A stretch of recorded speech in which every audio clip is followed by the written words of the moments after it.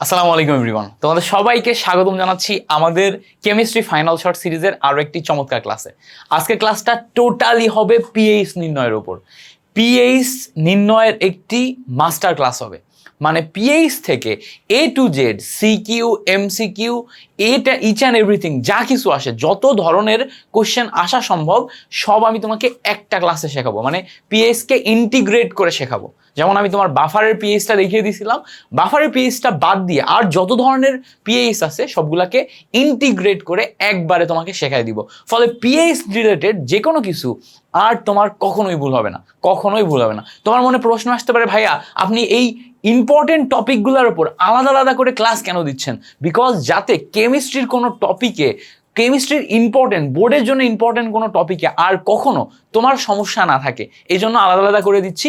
সবগুলাকে একসাথে করে একটা বড় 4 ঘন্টা বা 5 ঘন্টার লেন্থের একটা চ্যাপ্টারের উপর ক্লাস, এটা আমাদের বিদ্যার্থী এইচএসসি চ্যানেলে আপলোড হবে। মানে এই যে একটা ছোট ছোট ক্লাস যেগুলো 1 ঘন্টা 1.5 ঘন্টা করে যাচ্ছে, এগুলাকে আমরা বিদ্যার্থী এইচএসসি চ্যানেলে একবারে কম্বাইন করে আপলোড দিয়ে দিব। এখন তোমার কাজ হচ্ছে আমার সাথে এই সমস্ত টপিকগুলো এ টু জেড ক্লিয়ার করে নেওয়া। পিএইচ নির্ণয়ের পরে আমরা কেপিকেসি এর উপর একটা মাস্টার ক্লাস দিব, একটা কেপিকেসির উপর ফাইনাল শর্ট দিব। কেপিকেসি রিলেটেড কোনো কিছু আর কখনো তোমার ভুল হবে না। আর এমসিকিউ সলভ ক্লাসগুলো তো নিয়মিত আসতেছে, এমসিকিউ সলভ ক্লাসগুলো নিয়মিত চলে আসবে ইনশাল্লাহ। তোমার এক চ্যানেলেই তুমি দেখবা যে সব কিছুর সলিউশন হয়ে যাচ্ছে। তোমার কাজ শুধু আমার চ্যানেলে ক্লাসগুলা করা, ক্লাসগুলার পাশাপাশি তোমার ফ্রেন্ড সার্কেলকে একটু শেয়ার করে দেওয়া, যাতে তোমরা 10 থেকে 15,000 স্টুডেন্ট একসাথে অন্তত ক্লাসগুলা করো, তাহলেই হয়েছে, আর কিছু লাগবে না। সো চলো আমরা দেরি না করে শুরু করি। আমরা পিএইচ দেখবো। সো আমাদের প্রথমেই পিএইচ এর সংজ্ঞা বুঝতে হবে, পিএইচ এর সংজ্ঞা।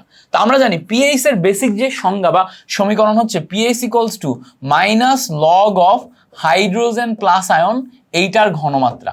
সো হাইড্রোজেন প্লাস আয়নের যে ঘনমাত্রা সেটাকে আমরা পিএইচ বলি। হাইড্রোজেন প্লাস আয়নের ঘনমাত্রার ঋণাত্মক লগারিদম। যদি কখনো তোমাকে বাংলায় পিএইচ কাকে বলে জিজ্ঞেস করে, তখন বলবা যে হাইড্রোজেন প্লাস আয়ন এর ঘনমাত্রার ঋণাত্মক লগারিদমকে পিএইচ বলে।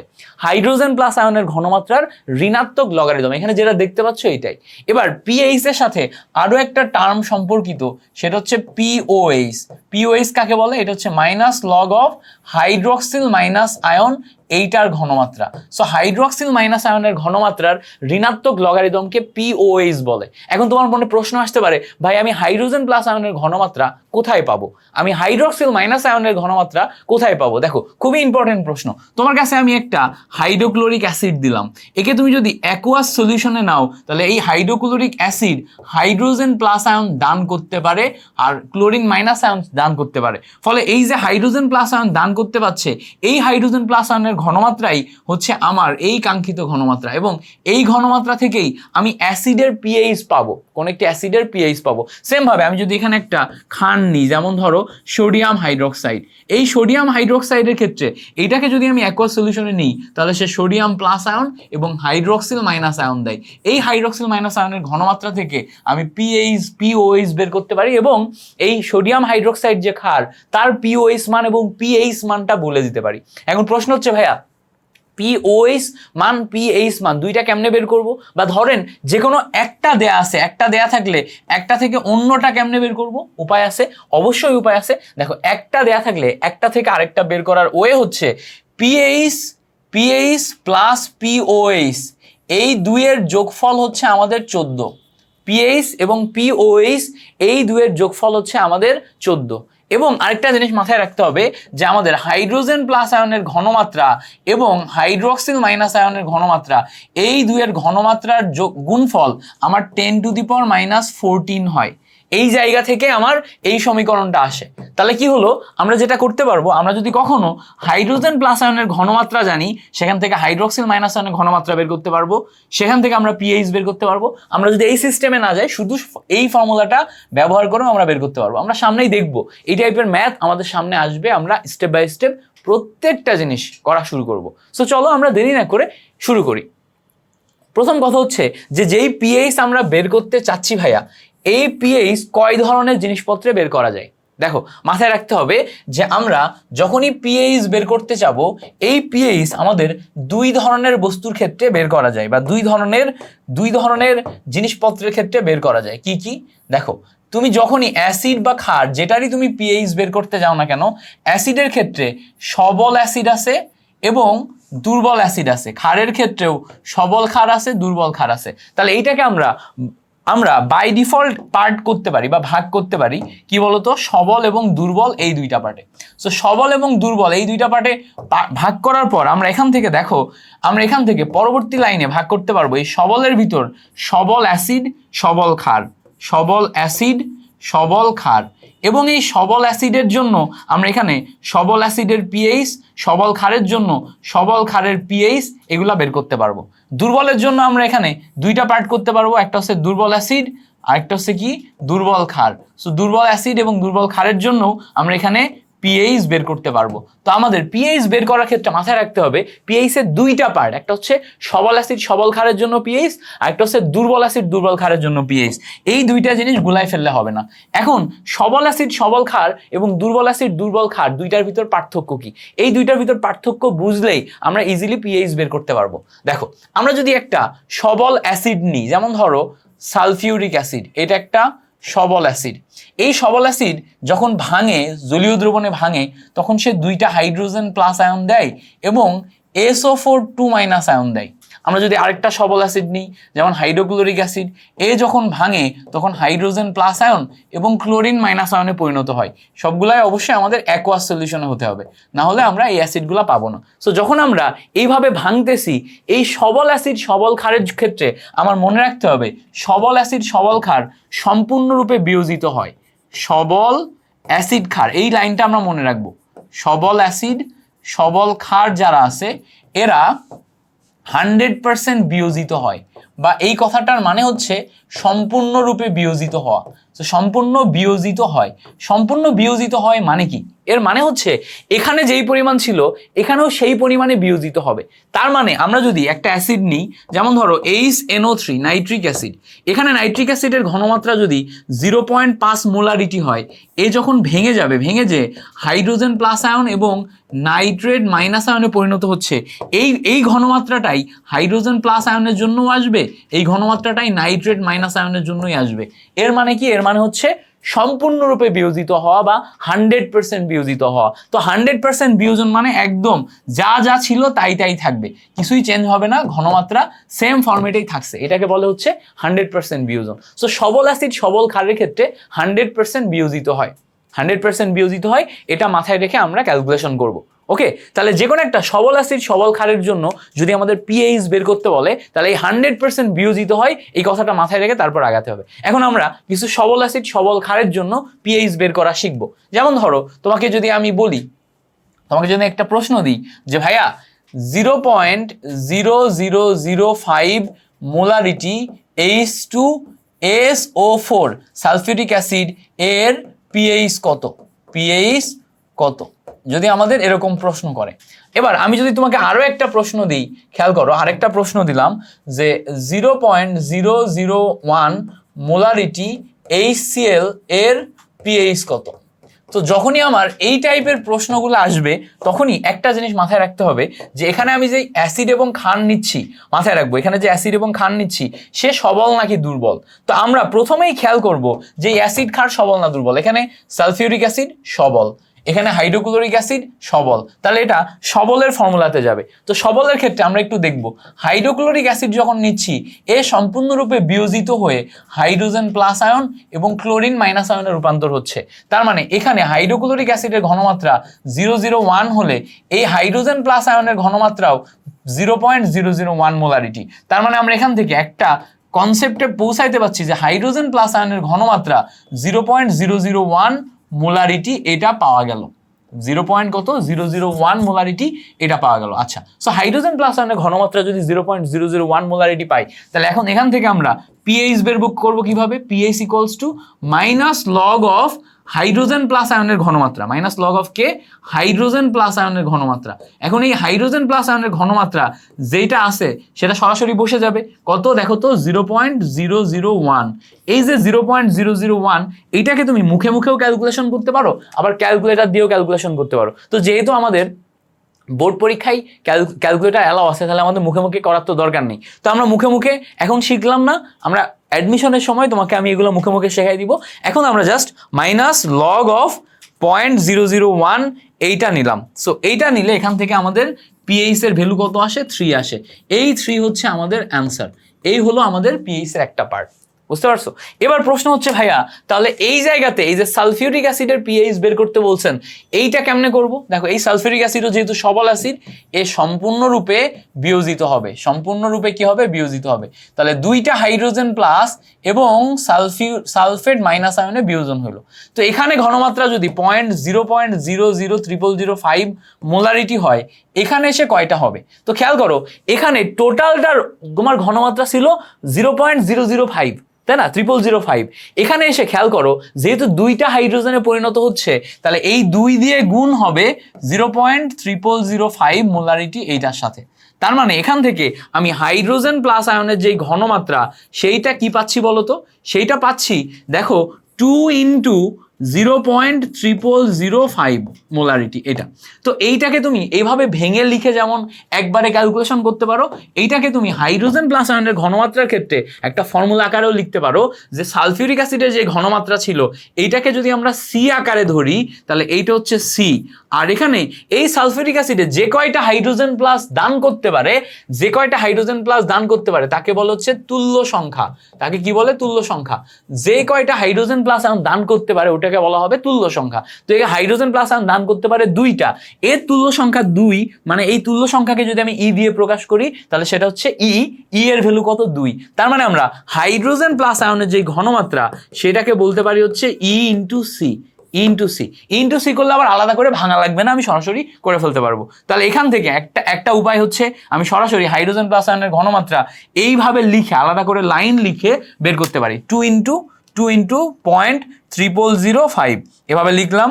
লিখে আমি এখান থেকে ভ্যালু পাচ্ছি 1 ইন্টু 10⁻³ মোলারিটি, এই ভ্যালুটা পাচ্ছি। সো আমি এইভাবে যেমন ভ্যালু লিখতে পারি, আবার সরাসরি এইভাবে লিখতে পারি। এখন যদি আমি এইভাবে ভ্যালু লিখে সরাসরি ভাবে লিখি, পার্থক্য কি? পার্থক্য কিছুই না, একটু গুছিয়ে লেখা। তাহলে এখন যদি আমি পিএইচ বের করতে চাই, pH equals to minus log of hydrogen plus আয়নের ঘনমাত্রা, এটা প্রথম লাইনে লিখবো। তারপরে দ্বিতীয় লাইনে মাইনাস লগ অফ, আমি সরাসরি যদি এই লাইনে বের করি তাহলে সরাসরি এই ভ্যালুটা এখন দেখাই দিব। আর যদি বের না করি তাহলে ই ইন্টু সি লিখবো। তো ই ইন্টু সি লেখার পর এই যে 2 এবং 0.0005 গুণ করার পর আমি রেজাল্ট পাচ্ছি 1 ইন্টু 10⁻³ মোলারিটি। ক্যালকুলেশন করলে এখান থেকে পিএইচ এর ভ্যালু ক্যালকুলেটারে তুমি দেখবা আবারও 3 আসতেছে। কত আসতেছে? 3 আসতেছে। সো এইভাবে তুমি খুব সিম্পল ওয়েতে পিএইচ কিন্তু বের করে ফেলতে পারলা। বুঝতে পারছো না? দেখো ক্লাস লেন্দি করবো না, লেন্দি না করার জন্য এই সেম জিনিস আমি আর রিপিট করবো না। তোমার যদি একবারে বোঝা না যায়, তুমি জাস্ট আবার একটু পিছায় যে আবার ক্লাসটা দেখবা। কেমন? খুব সিম্পল টেকনিক। আমি হচ্ছে ক্লাসের ভিতরে কোনো আলতু ফালতু কথাবার্তা বলি না, শুধু পড়াই এবং তোমার হচ্ছে যে ক্লাসটা খুব সুন্দর স্মুথ ওয়েতে একবারে নিয়ে যাই। সো একবারে যখন নিয়ে যাবো, আমি একই জিনিস কয়েকবার রিপিট করবো না, 2বার রিপিট করতে পারি সর্বোচ্চ। তুমি কি করবা? যদি তোমার একবারে বোঝা না যায়, একটু জাস্ট ব্যাক করে আবার দেখবা। Okay sure. চলো এরপরে দেখো, আমাদের যদি পিএইচ নির্ণয়ের ক্ষেত্রে এরকম বলে, খেয়াল করো, পিএইচ নির্ণয়ের ক্ষেত্রে এরকম বললো যে 0.00075 মোলারিটি সোডিয়াম হাইড্রোক্সাইড এর পিএইচ কত? সোডিয়াম হাইড্রোক্সাইডের পিএইচ কত? যদি আমাদের এরকম বলে, তখন আমরা পিএইচ কিভাবে বের করব? এখন দেখো, আমাদের এখানে বের করতে বলছে কার? Sodium hydroxide. Sodium hydroxide acid না ক্ষার? সোডিয়াম হাইড্রোক্সাইড হচ্ছে ক্ষার। তো ক্ষার যদি থাকে তাহলে আমরা তো আর পিএইচ এর ভ্যালু পাবো না, আমরা পাবো হচ্ছে পিওএইচ এর ভ্যালু। এবার বলো তো, সোডিয়াম হাইড্রোক্সাইড দুর্বল না শক্তিশালী? উত্তর হচ্ছে শক্তিশালী। তাহলে শক্তিশালী হলে সোডিয়াম হাইড্রোক্সাইড সম্পূর্ণরূপে বিয়োজিত হবে সোডিয়াম প্লাস আয়ন এবং হাইড্রক্সিল মাইনাস আয়ন। তাহলে সোডিয়াম হাইড্রোক্সাইডের টোটাল ঘনমাত্রা যদি 0.075 হয়, এত মোলারিটি হয়, হাইড্রক্সিল আয়নের ঘনমাত্রাও এটা হবে 0.075 মোলারিটি, এটাই হবে। তাহলে এটা যদি হয়, তাহলে আমি আলাদা করে লিখে ফেলছি হাইড্রক্সিল মাইনাস আয়নের ঘনমাত্রা 0.00075 মোলারিটি। ওকে, লিখে ফেললাম। এখন যেহেতু হাইড্রক্সিল আয়নের ঘনমাত্রা আমরা বের করব পিওএইচ, তাহলে minus log of hydroxyl minus ion এইটার ঘনমাত্রা নিয়ে ফেললাম। তাহলে minus log of hydroxyl minus আয়নের ঘনমাত্রা 0.00075 বসাই দিলাম। এই যে জিনিসটা বসাইছি, এটা জাস্ট এখন আমি ক্যালকুলেটারে বসাবো। কি করব? দেখো, মাইনাস লগ অফ 0.00075 এই যে ক্যালকুলেটর নিছি, নিয়ে জাস্ট বসাইছি, বসাইলে এখান থেকে আমার ভ্যালু আসছে কত 3.124। এবার এই যে 3.124 এই ভ্যালুটা আসলে কিসের ভ্যালু, পিওএইচ এর ভ্যালু, বাট চাইছে কার ভ্যালু, পিএইচ এর ভ্যালু। তাহলে যখনই আমার পিএইচ এর ভ্যালু চাবে, আমরা জানি pH plus pOH equals to হচ্ছে 14। তাহলে এখান থেকে পিএইচ এর ভ্যালু পাবো হচ্ছে 14 মাইনাস পিওএইচ, জাস্ট এটাকে ওই সাইডে নিয়ে গেছি। এবার দেখো 14 মাইনাস পিওএইচ, তাহলে 14 মাইনাস পিওএইচ মানে কি 3.124, এটা বসাই দিবা। বসাইলে দেখো এখন তুমি রেজাল্ট কত পাবা, 14 মাইনাস 3.124, তাহলে ক্যালকুলেশন করলে আমার রেজাল্ট আসছে 14 মাইনাস 3.124। এখান থেকে ক্যালকুলেশন করি, দেখো 14 মাইনাস 3.124 10.876, তাহলে এইটা আসছে সে আমার কাঙ্ক্ষিত পিওএস। বুঝতে পারছো? আচ্ছা এবার দেখো, এবার যদি আমাদের এইটাই প্রশ্নটা আবার একটু ঘুরিয়ে দেয়, ঘুরিয়ে কি দিবে বলো তো, ঘুরিয়ে কি দিতে পারে? আচ্ছা ঘুরিয়ে অনেক কিছু দিতে পারে, যেমন ধরো বলে দিল যে 10 to the power minus 5 molarity, 10 to the power minus 5 molarity তোমার অ্যালুমিনিয়াম হাইড্রোক্সাইড যেটা আছে, এই অ্যালুমিনিয়াম হাইড্রোক্সাইড এর পিএইচ কত, পিএইচ কত এটা বের করতে বললো। তাহলে এখানে দেখো অ্যালুমিনিয়াম হাইড্রোক্সাইড একটা ক্ষার, কি ক্ষার, শক্তিশালী ক্ষার। তাহলে এই অ্যালুমিনিয়াম হাইড্রোক্সাইডের ক্ষেত্রে ই এর ভ্যালু কত, ই এর ভ্যালু 3, এবং হাইড্রক্সিল মাইনাস আয়ন এইটার ঘনমাত্রার ক্ষেত্রে আমরা কি করব, ই ইন্টু সি করবো। তাহলে ই এর ভ্যালু 3, সি এর ভ্যালু কত আসছে দেখো তো 10 টু দি পাওয়ার মাইনাস 5, এই পাইলাম আমরা হাইড্রক্সিল মাইনাস আয়নের ঘনমাত্রা। এখন আমরা যদি পিওএইচ বের করতে চাই, তাহলে মাইনাস লগ অফ আমি পাবো কি হাইড্রক্সিল মাইনাস আয়নের ঘনমাত্রা, এটা কিন্তু হাইড্রক্সিল মাইনাস আয়ন সবসময় তুমি থার্ড ব্র্যাকেটের ভিতরে দিবা, থার্ড ব্র্যাকেটের ভিতরে না দিলে কিন্তু হবে না। তাহলে এখানে তুমি কি করবা, minus log of hydroxyl minus আয়নের ঘনমাত্রা লিখবা 3 into 10 to the power minus 5, এই যে লিখে ফেললাম।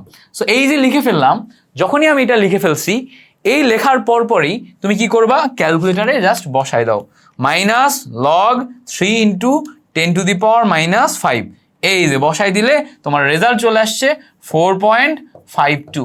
এই যে 4.52 আসলো, আমার চাইছে কি, চাইছে পিএইচ, বের করছে কি পিওএইচ। কেন পিওএইচ পাইলাম, কারণ এখানে আমার হাইড্রক্সিল ছিল তাই। তাহলে পিএইচ এখন আসবে কত, 14 মাইনাস পিওএইচ, আগে যেভাবে বের করছি। তাহলে 14 মাইনাস 4.52 ক্যালকুলেশন করলে 9.48 আসে। বুঝতে পারছো? তাহলে বলো তো এই পিএইচ বের করা কি খুব কঠিন? খুব কঠিন না, একদম সিম্পল জিনিস, একদম সিম্পল জিনিস। ওকে, এবার সবসময় কি এরকম ফরম্যাটে আসবে? উত্তর হচ্ছে না, সবসময় এরকম ফরম্যাটে আসবে না। এখান থেকে আবার কিছু চেঞ্জ করে দিতে পারে। আমাকে বলতে পারে এরকম যে তোমার কাছে একটা পাত্র দেয়া আছে, এটা একটা পাত্র, হ্যাঁ, এ পাত্র। সো এই যে এ পাত্র তোমার কাছে আছে, এ পাত্রের ভিতর 2% তোমার হচ্ছে যে বলে দিল 2% কি দিল, সালফিউরিক অ্যাসিড দিল, 2% সালফিউরিক অ্যাসিড। এবার বলছে এ পাত্রের, খেয়াল করো, এ পাত্রের পিওএইচ বের করো, পিওএইচ বের করো, এরকম প্রশ্ন দিয়ে দিতে পারে। এবার এই প্রশ্নের সমাধান কেমনে করবা? দেখো তোমার সালফিউরিক অ্যাসিডের পার্সেন্টেজ দেয়া আছে, পার্সেন্টেজ দেয়া থাকলে এখান থেকে ঘনমাত্রা বের করা যায় না? তুমি জানো পার্সেন্টেজ দেয়া থাকলে সেখান থেকে ঘনমাত্রা বের করার ফর্মুলা হচ্ছে S equals to 10x divided by m। আমি পরিমাণগত রসায়ন তোমাদের কদিন পর পড়াবো না, পরিমাণগত রসায়ন পড়ানোর সময় এগুলো দেখাই দিব, সমস্যা নেই। So S equals to 10x divided by m, এটা আমি পাইলাম। এখন দেখো এই জায়গাতে এই যে 10x ডিভাইডেড বাই m পাইলাম, খেয়াল করো এই যে 10x ডিভাইডেড বাই m পাইলাম, এই 10x ডিভাইডেড বাই m এর x এর ভ্যালু হচ্ছে কত পার্সেন্টেজ, সেটা 2% দেয়া আছে। তাহলে 2 ইন্টু 10 ডিভাইডেড বাই m মানে কি আণবিক ভর, আণবিক ভর সালফিউরিক অ্যাসিডের জন্য কত, 98। সো ক্যালকুলেশন করলে 20 ডিভাইডেড বাই 98 এটা পাচ্ছি, কত আসছে 20 divided by 98। So 20 divided by 98 করলে এখান থেকে আমার ঘনমাত্রা আসতেছে দেখো 0.2 মোলারিটি। কত আসছে, 0.2 মোলারিটি। এখন আমার কাছে দেয়া আছে সালফিউরিক অ্যাসিড, তাহলে সালফিউরিক অ্যাসিডের বের করতে হবে পিওএইচ। বাট যখন আমি সালফিউরিক অ্যাসিড নিচ্ছি তখন এই কি বলতো, হাইড্রোজেন প্লাস আয়ন ছাড়ে, তাহলে আমি পাবো হচ্ছে পিএইচ। তাহলে pH equals to minus log of hydrogen plus ion এটার ঘনমাত্রা। তাহলে minus log of hydrogen plus ion ঘনমাত্রা আমরা বের করতে পারি ই ইন্টু সি করে। তাহলে দেখো আমি লগ নিলাম, নেওয়ার পরে ই এর ভ্যালু কত পাচ্ছি বলতো? সালফিউরিক অ্যাসিডের জন্য ই এর ভ্যালু পাচ্ছি 2, অ্যান্ড সি এর ভ্যালু কত পাচ্ছি বলতো? সি এর ভ্যালু দেখো এই যে বের করে রাখছি, পাচ্ছি হচ্ছে 0.2। তাহলে 2 ইন্টু 0.2 এইটা পাচ্ছি। এরপরে তুমি কি করবা? মাইনাস লগ চাপবা, দিয়ে 2 ইন্টু 0.2 এটা চাপবা। চাপলেই দেখো এখান থেকে তুমি রেজাল্ট পাচ্ছ 0.39। কত পাচ্ছ? 0.39, যেটা আমার কিসের ভ্যালু? পিএইচ এর ভ্যালু। বাট আমার চাইছে কি ভাইয়া? চাইছে হচ্ছে পিওএইচ। তাহলে pOH equals to 14 minus pH, এটা লিখতে পারি না? এটা লিখতে পারি। তাহলে এখান থেকে আমি 14 মাইনাস পিএইচ এর ভ্যালু 0.39 এটা বসাই দিলাম। ক্যালকুলেশন করলে আমরা এখান থেকে 14 মাইনাস 0.39 বসাইলে পিএইচ এর ভ্যালু পাচ্ছি হচ্ছে দেখো 13. পিওএইচ এর ভ্যালু পাচ্ছি কত? 13.61। That's it. এইটা হচ্ছে আমার এখান থেকে কাঙ্ক্ষিত আনসার। বুঝতে পারছো? তাহলে যদি আমাদের কখনো এরকম পিএইচ বের করতে বলে আমরা পারবো কিনা? পারবো। এরকম পিএইচ বের করতে বললে ইজিলি পারার কথা। এগুলা তেমন কোনো সমস্যা হওয়ারই কথা না, সমস্যা হওয়ারই কথা না। একদম নিজের সর্বোচ্চটা দিয়ে পারবা। এই যা যা তোমাকে দেখালাম এইগুলাই তুমি যদি বেশি বেশি প্র্যাকটিস করো, তোমার পিএইচ কখনো বাদবে না। পিএইচ কখনো বাদবে না, বাদবে। শর্ট একটা ক্লাসের মাধ্যমে তোমার পিএইচ এর ইচ অ্যান্ড এভরিথিং আমি তোমাকে শেখাই দিচ্ছি। ওকে, পরের কোশ্চেনে চলো। পরের কোশ্চেন হচ্ছে যে আমরা দুর্বলের ক্ষেত্রে পিএইচ কেমনে বের করব? দুর্বলের পিএইচ। তাহলে হেডিং দাও, হেডিং দাও হচ্ছে দুর্বলের পিএইচ। দুর্বলের পিএইচ। সো যখন আমাদের দুর্বল কোনো কিছুর পিএইচ বের করতে বলবে তখন আমরা কেমনে করব? তো দেখো, দুর্বল কথাটার মানে হচ্ছে, দুর্বল কথাটার মানে হচ্ছে যে সম্পূর্ণরূপে বিয়োজিত হয় না, নির্দিষ্ট পার্সেন্টেজে বিয়োজিত হয়। জিনিসটা ভালো করে বোঝার চেষ্টা করি। আমাদের কাছে CH3COOH আছে। এটা কি? এটা একটা কার্বক্সিলিক অ্যাসিড। তো কার্বক্সিলিক অ্যাসিড একটা দুর্বল অ্যাসিড। তো এ যখন বিয়োজিত হয় তখন এ CH3COO মাইনাস এবং H+ আয়নে বিয়োজিত হয়। বুঝতে পারছো? এখন এ সম্পূর্ণরূপে বিয়োজিত হয় না, এ বিয়োজনের ক্ষেত্রে একটা নির্দিষ্ট পরিমাণে বিয়োজিত হয়। নির্দিষ্ট পরিমাণ, নির্দিষ্ট পরিমাণে মানে কি? ধরো তোমাকে বলে দিল যে বিয়োজন মাত্রা, খেয়াল করো, বিয়োজন মাত্রা 2%, 2% মানে 100%-এর 2% বিয়োজন হবে। 100%-এর ভিতর 2% ভেঙে যাবে, টোটালটা ভাঙবে না। টোটালটা যদি এখানে ধরো টোটালটা যদি এইটা হয়, ধরো এটা একটা বক্স, এই বক্সের 2% আমি ভেঙে ফেলবো। মানে কি? এই বক্সের এখান থেকে অল্প একটু ভেঙে এখানে নিয়ে যাব, এটাকেই বলে 2%। তার মানে এখানে যদি আমার ঘনমাত্রা, টোটাল মিলে ঘনমাত্রা 0.5 মোলারিটি থাকে, এর 2% মানে কি? এর 2% বিয়োজিত হচ্ছে মানে হচ্ছে এখানে যখন ভাঙবে তখন 0.5 মোলারিটি এর সাথে 2% গুণ হবে। হাইড্রোজেন প্লাস যখন হয়েছে এর সাথে 0.5 মোলারিটি ইন্টু 2% গুণ হবে। তার মানে আমি এখান থেকে বলতে পারি যে যখন এই জায়গায় ঘনমাত্রাটা আছে, এই ঘনমাত্রাটা যদি সি হয়, তাহলে যখন ভাঙছে এখানে এসে সি ইন্টু আলফা হবে, মানে আলফা সি। এখানে এসে আলফা সি হবে। আলফা কি? আলফাকে বলা হয় হচ্ছে বিয়োজন মাত্রা। খেয়াল করো, আলফা হচ্ছে বিয়োজন মাত্রা।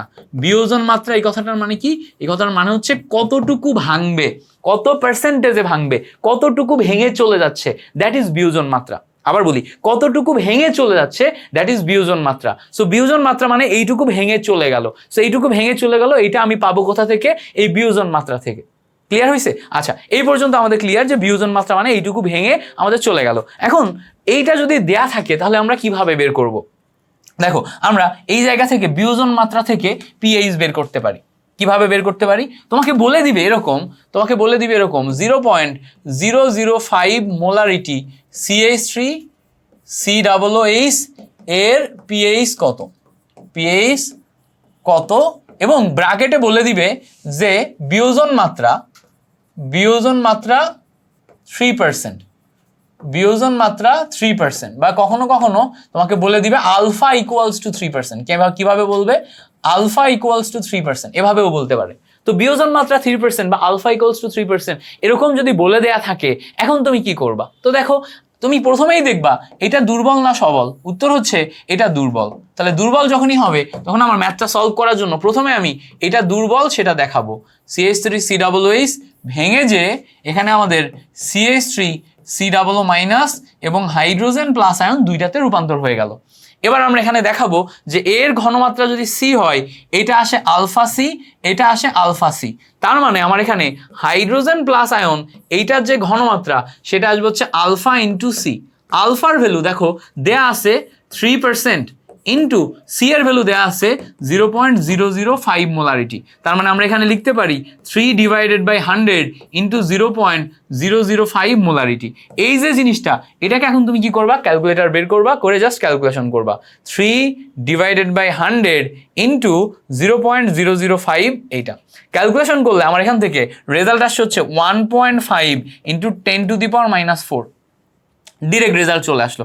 এই যে ডিরেক্ট রেজাল্ট চলে আসলো 1.5 ইন্টু 10⁻⁴ মোলারিটি, এইটা দিয়ে এখন আমি পিএইচ বের করতে পারবো। তাহলে পিএইচ ইকুয়ালস টু আমি minus log of hydrogen plus আয়নের ঘনমাত্রা লিখবো। তাহলে দেখো তো minus log of hydrogen plus আয়নের ঘনমাত্রা তুমি কত বের করছো, এটা বের করছো।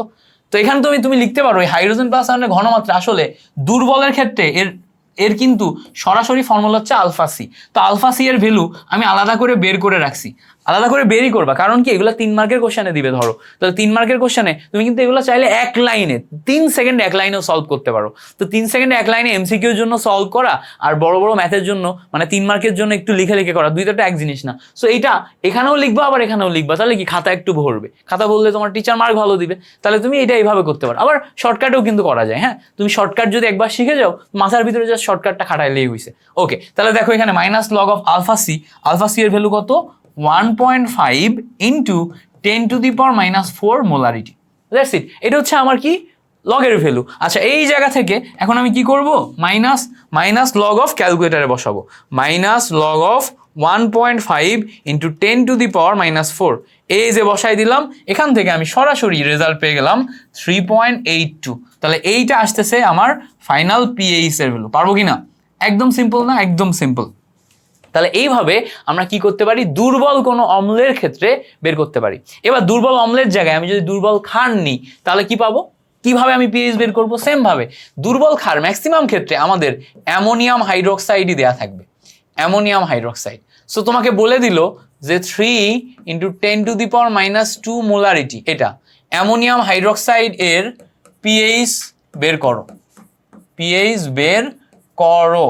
সো এইটা বলে দিল। এখন যখন তোমার এরকম কিছু বলে দিছে যে 3 ইন্টু 10⁻, মানে ভ্যালুটা দেখো 3 ইন্টু 10⁻⁻² মোলারিটি, এইটার পিএইচ বের করতে বলছে। তো তোমার খেয়াল করতে হবে যে এই জায়গায় আমার যেই ভ্যালুটা দেয়া আছে এটা আসলে দুর্বল না সবল। তাহলে এটা খেয়াল করে দেখছি এটা হচ্ছে দুর্বল। এবং আরো একটা জিনিস খেয়াল করে দেখছি, এখানে ওএইচ দেয়া আছে। ওএইচ দেয়া থাকলে আমি ভ্যালু পাবো কার, পিওএইচ এর।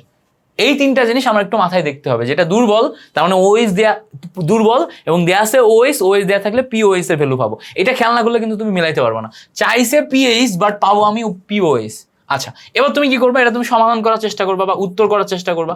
তো উত্তর যখন করবা তখন কি করবা, টোটাল গোড়া থেকে লিখবা। দেখো অ্যামোনিয়াম হাইড্রোক্সাইড, এটাকে তুমি ভাঙবা, ভাঙিয়ে অ্যামোনিয়াম প্লাস এবং হাইড্রোক্সিল মাইনাস আয়ন, এটা পাচ্ছ তুমি। এটা যেহেতু দুর্বল, এখানে যদি সি হয় এখানে কি আসবে, আলফা সি, এখানে আলফা সি, এখানে আমার আলফার ভ্যালু দেয়া থাকবে। তো দেখো আলফার ভ্যালু ধরো এখানে আমাদের 5% দেয়া আছে, তো আলফার ভ্যালু 5%। তাহলে এখন তুমি কি করবা, পিওএইচ ইকুয়ালস টু সরাসরি লিখতে পারো minus log of hydroxyl minus আয়নের ঘনমাত্রা, যেখান থেকে তুমি সরাসরি লিখতে পারো পিওএইচ ইকুয়ালস টু এখানে আলফা ইন্টু সি। এখন তুমি তো আলফা সি এর ভ্যালু জানো না, তা আলফা সি এর ভ্যালু বের করার জন্য কি করতে পারো, সাইড নোট করতে পারো হাইড্রোক্সিল মাইনাস আয়নের ঘনমাত্রা আলফা ইন্টু সি। তো দেখো এখানে আলফার ভ্যালু তুমি 5% বসাবা, 5% বসাবা, সি এর ভ্যালু ওই জায়গায় দেয়া ছিল 3 ইন্টু 10⁻²। এটাই তুমি এখন কি করবা, তোমার হাতে ক্যালকুলেটর আছে, ক্যালকুলেটরে বসাই দিবা। সো এখান থেকে তুমি বসাইলা হচ্ছে 5% মানে 5/100 ইন্টু তোমার 3 ইন্টু 10⁻²। তাহলে এই যে জিনিসটা বসালে এখানেও আমি 1.5, আরে ঘুরে ফিরে দেখি একই জিনিস নিয়ে আমি, ঠিক আছে, এমন সংখ্যা দিই ঘুরে ফিরে একই জিনিস আসে, 1.5 ইন্টু 10⁻³ আসতেছে। তাহলে এখানে দেখো এখন তুমি রেজাল্টের এখানে মাইনাস লগ অফ 1.5 ইন্টু 10⁻³ এটা বসাতে পারো। তাহলে এখন তুমি লগ বের করার সময় মাইনাস লগ অফ 1.5 ইন্টু 10⁻³ বসাই দিলা ক্যালকুলেটারে। বসালে এখান থেকে তোমার রেজাল্ট আসছে হচ্ছে 2.82। বুঝতে পারছো?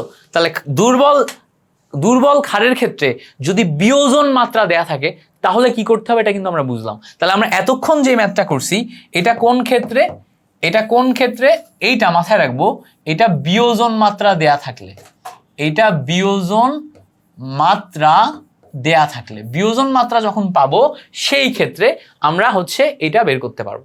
এখন যদি বিয়োজন মাত্রা না দেয়া থেকে অন্য একটা জিনিস দেয়া থাকে, অন্য কি, দেখো অ্যাসিড এবং ক্ষারের ক্ষেত্রে একটা নতুন টার্ম আছে। অ্যাসিড এবং ক্ষারের ক্ষেত্রে, দুর্বল অ্যাসিডের ক্ষেত্রে মাথায় রাখবো, দুর্বল অ্যাসিডের ক্ষেত্রে আমাদের একটা নতুন টার্ম আছে, সেটা হচ্ছে বিয়োজন ধ্রুবক। বিয়োজন ধ্রুবক অ্যাসিডের ক্ষেত্রে, এই বিয়োজন ধ্রুবককে আমরা অ্যাসিডের ক্ষেত্রে বিয়োজন ধ্রুবককে Ka বলি। অসওয়াল্ডের লঘুকরণ সূত্র থেকে আমরা এইটার পুরো ডেরিভেশন করি, বাট যেহেতু এটা আমাদের ওয়ান শট টাইপের ক্লাস যেখানে আমরা শুধুমাত্র যতটুকু লাগবে ততটুকুই শিখছি, সো আমরা অসওয়াল্ডের লঘুকরণ সূত্রের ডিটেলসে যাচ্ছি না। আমরা শুধু মাথায় রাখলাম যে দুর্বল অ্যাসিডের ক্ষেত্রে বিয়োজন ধ্রুবক Ka। এবার আমরা মাথায় রাখবো দুর্বল ক্ষারের ক্ষেত্রে, দুর্বল ক্ষার এইটার ক্ষেত্রে আমাদের সামনে আসবে হচ্ছে বিয়োজন ধ্রুবক, যেইটার ভ্যালু হচ্ছে Kb। তাহলে দেখো দুর্বল অ্যাসিডের ক্ষেত্রে Ka, দুর্বল ক্ষারের ক্ষেত্রে Kb। এখন আমাদের অসওয়াল্ডের লঘুকরণ সূত্র বলে একটা সূত্র আছে, আমাদের সূত্রটা লিখতে হবে যে অসওয়াল্ডের লঘুকরণ সূত্র, লঘুকরণ সূত্র। তো এই অসওয়াল্ডের লঘুকরণ সূত্রটা কি? অসওয়াল্ডের লঘুকরণ সূত্র হচ্ছে Ka equals to alpha square C, Kb এইটা equals to alpha square C. এটা হচ্ছে আমাদের সেই কাঙ্ক্ষিত অসওয়াল্ডের লঘুকরণ সূত্র। এই যে ফরম্যাটটা লিখলাম, এইটা K equals to alpha square C, Kb equal to alpha square C. এইটা কি করব, এইটা আমরা মুখস্থ করব যে আমাদের অসওয়াল্ডের লঘুকরণ সূত্র হচ্ছে K equals to alpha square C, Kb equal to alpha square C. মুখস্থ করতে হয়, একদম ঠাডা মুখস্থ। এবার বলবো ভাই ঠাডা মুখস্থ করে লাভ কি? দেখো লাভ আছে, লাভ হচ্ছে আমি এখান থেকে আলফার ভ্যালু বের করতে পারবো, দেখো তো এখান থেকে যদি তুমি আলফার ভ্যালু বের করো, এই জায়গা থেকে যদি তুমি আলফার ভ্যালু বের করো তাহলে কি পাও? আলফা ইকুয়ালস টু দেখো root over Ka divided by C পাও। এখান থেকে তুমি যদি আলফার ভ্যালু বের করো, দেখো alpha equals to root over Kb divided by C পাও। দেখো এখান থেকে তুমি শিফট করো, এটাই পাবা। এখন বলবা ভাই আপনি আলফার ভ্যালু কেন বের করলেন? দেখো একটু আগে যখন আমরা হাইড্রোজেন প্লাস আয়নের ঘনমাত্রা বের করেছিলাম তখন আমাদের হাইড্রোজেন প্লাস আয়নের ঘনমাত্রা ছিল আলফা ইন্টু সি।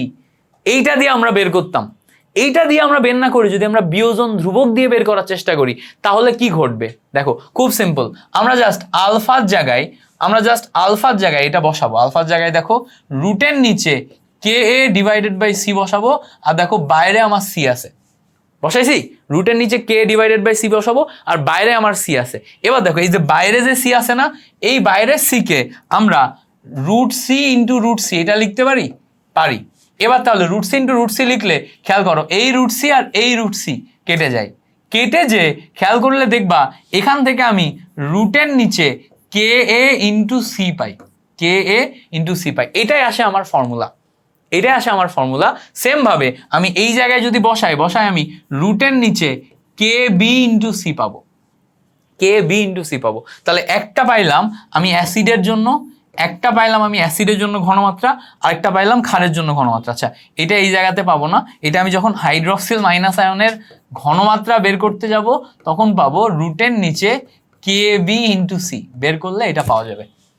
ক্লিয়ার হয়েছে? বুঝতে পারছো?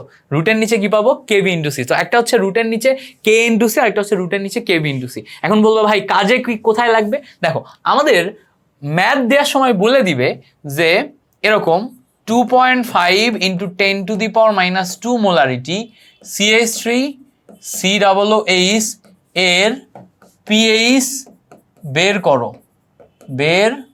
করো যখন Ka equals to 2.74 into 10 to the power minus 5 এরকম ভ্যালু বলে দিবে। এরকম ভ্যালু যদি বলে দেয় তখন আমরা কিভাবে সমাধান করব? তো সমাধান করার জন্য তুমি যেটা করবা আগে উত্তর লিখবা, উত্তর লেখার পর এইটাই খেয়াল করবা এটা অ্যাসিড না ক্ষার। অবশ্যই এটা অ্যাসিড, দুর্বল অ্যাসিড।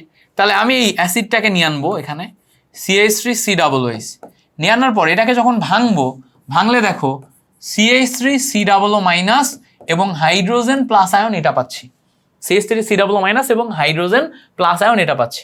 এবার এখান থেকে ভালো করে খেয়াল করলে দেখবা এই CH3C+- এইটার যে ঘনমাত্রা সেটা হচ্ছে সি এর ভ্যালু দেওয়া আছে 2.5 × 10⁻²। এখন আমরা জানি PH - log of hydrogen plus আয়নের ঘনমাত্রা। তো আমরা জানি লগ অফ হাইড্রোজেন প্লাস আয়নের ঘনমাত্রা মানে হচ্ছে আলফা ইন্টু সি। এখন আমরা একটু আগেই দেখে আসছি যেখানে আলফা সি ছিল ওখানে আমরা √k × c লিখতে পারবো, √k × c লিখতে পারবো। তাহলে এই জায়গাতেই আমরা যদি এখন লগ অফ √k × c লিখি তাহলেই হয়ে যাচ্ছে। এখন বলবা ভাই তাহলে এভাবে কেমন হিসাব হবে? দেখো খুব সিম্পল, লগ অফ রুটের নিচে k × c, k এর ভ্যালু দেখো দেয়া আছে অলরেডি কত, 2.74 × 10⁻5 × c। c এর ভ্যালু কত দেখো ওই যে উপরে, এই যে এখানেও লিখছি 2.5 × 10⁻²। এইটা তুমি ক্যালকুলেটারে একবারে বসাও, দেখো তোমার এখান থেকে পিএইচ এর ভ্যালু বের হয়ে যাবে, পিএইচ এর ভ্যালু বের হয়ে যাবে। তাহলে পিএইচ বের করা কি কঠিন কিছু? একদমই কঠিন কিছু না, জাস্ট তোমাকে এই ফর্মুলাগুলা বুঝতে হবে। এই যে ফর্মুলাগুলো লিখে দিছি না, এই ফর্মুলাগুলো বুঝতে হবে। ফর্মুলাগুলো কি, যে যখন আমার কে থাকবে তখন আলফা স্কোয়ার সি, যখন কেবি থাকবে তখন আলফা স্কোয়ার সি। এই আলফাকে যদি আমি কনভার্ট করে নিই, alpha equals to √k/c, alpha equals to √kb/c। So hydrogen plus আয়নের ঘনমাত্রা এটা যদি বের করতে চাই তাহলে রুটের নিচে k × c। সো আমরা ডেফিনেটলি একবারে একটু লেখার চেষ্টা করব। তাহলে দেখো একবারে যদি আমি পিএইচ এর ফর্মুলা লেখার চেষ্টা করি, পিএইচ এর ফর্মুলা যখন আমি পিএইচ সবল নিব, পিএইচ সবল নিলে খেয়াল করো, পিএইচ আমি দুইটা পার্ট করে নিচ্ছি, একটা হচ্ছে সবল একটা দুর্বল। দেখো সবল আর একটা দুর্বল। তো দেখো সবল দুর্বল যেটাই যাও তোমার এইটা প্রথমে আসবে হচ্ছে হাইড্রোজেন প্লাস আয়নের ঘনমাত্রা। তাহলে পিএইচ বের করার জন্য এটাও আমার পিএইচ এর জন্য pH equals to log of hydrogen plus আয়নের ঘনমাত্রা। এখন হাইড্রোজেন প্লাস আয়নের ঘনমাত্রার ক্ষেত্রে সবল অ্যাসিড আমাদের বহুত ধরনের অ্যাসিড আছে, বহুত ধরনের ক্ষার আছে। এর জন্য আমরা কি করি, তুল্য সংখ্যা নিয়ে একবারে গুণ করি যে ই × c। ই হচ্ছে কয়টা সে হাইড্রোজেন বা হাইড্রোক্সিল ছাড়তে পারে সেটা, হাইড্রোজেন মেইনলি, তাই না? আচ্ছা এবার যখন আমি দুর্বল নিব, দুর্বল নিলে লগ অফ, এবার কি আসবে আলফা × c, আলফা × c। এখন এই যেটা আলফা × c এইটাকে আমরা রুটের নিচে ka × c লিখতে পারবো, k × c লিখতে পারবো। তাহলে এখানে আমাদের কয়েকটা প্যারামিটার আছে, প্যারামিটারগুলো কি দেখো, একটা হচ্ছে আলফা মানে হচ্ছে আমাদের বিয়োজন মাত্রা যেটা হচ্ছে শতকরা পরিমাণে। আচ্ছা সি মানে কি, সি মানে হচ্ছে ঘনমাত্রা, কার ঘনমাত্রা, যেই দ্রব্যটা দেয়া থাকবে, যেই অ্যাসিড ক্ষার দেয়া থাকবে তার। আর কে এটা কি, কে হচ্ছে বিয়োজন ধ্রুবক, অ্যাসিডের বিয়োজন ধ্রুবক হলে সেটা কে, আর ক্ষারের বিয়োজন ধ্রুবক হলে সেটা কেবি। এ তে অ্যাসিড, বি তে ক্ষার, বুঝতে পারছো? সো এইভাবে যদি আমরা ফর্মুলাগুলো একটু আলাদা করে আইডেন্টিফাই করে নিই তাহলে আমাদের আর কখনোই ভুল হবে না, বলো এই ক্লাসটা করার পর, এই সব কিছু বোঝার পর তোমার কি আর ভুল হওয়ার সম্ভাবনা আছে? সম্ভাবনা থাকা উচিত না, একদমই উচিত না। নিজের বেস্টটা দিয়ে করবা, একদমই ভুল করবা না। টোটাল ক্লাসটা অন্তত 2 বার দেখবা, পুরাটা নোট করবা, নোটে যা যা উঠছে প্রত্যেকটা জিনিস প্র্যাকটিস করবা। এরপরে পিএইচ রিলেটেড একটু সিকিউ সলভ করে দেখো, বা পিএইচ রিলেটেড এমসিকিউ সলভ করে দেখো, দেখবো যে ঠাস ঠাস করে মিলে যাচ্ছে। মিল্টন ভাইয়া যা করাইছে এর বাইরে থেকে কিচ্ছু আসে নাই। আর গত ক্লাসে তো আমি বাফারের পিএইচ তোমাকে করাইয়ে দিয়েছিলাম, ঠিক আছে, বাফারের পিএইচ করাইয়ে দিয়েছিলাম। সো ইনশাল্লাহ এখান থেকে তোমার সব কিছুই হয়ে যাবে। পাশাপাশি পরিমাণগত রসায়নের যখন ক্লাস দিব তখন ওখানে আমি অম্লক্ষার টাইট্রেশন করার সময় পিএইচ, দ্রবণের প্রকৃতি নির্ণয় করার সময় পিএইচ দেখাই দিব। তো দ্রবণের প্রকৃতি নির্ণয়ের ফর্মুলা, অম্লক্ষার টাইট্রেশনের ফর্মুলা, এগুলো তোমাকে আলাদা করে ওই সময় শেখানো হবে। ফর্মুলা না জানলে ওর বাইরের পিএইচ গুলা বের করা যাবে না। পিএইচ এর বেসিক শিখে গেলে ওই সময় এমনিই তুমি পারবা। ওকে, সো আশা করি টোটাল ক্লাসটা তোমার জন্য অনেক হেল্পফুল ছিল। যারা ক্লাসটি করছো, thank you so much for watching this class. তোমাদের সবার সাথে পরবর্তী ক্লাসে দেখা হবে। যারা শুরু থেকে শেষ পর্যন্ত করলা, অবশ্যই তোমার অন্তত 5 জন ফ্রেন্ডকে আমার এই ক্লাসগুলো সম্পর্কে বলবা। ওকে, ঠিক আছে, থ্যাংক ইউ সো মাচ। আল্লাহ হাফেজ, আসসালামু আলাইকুম।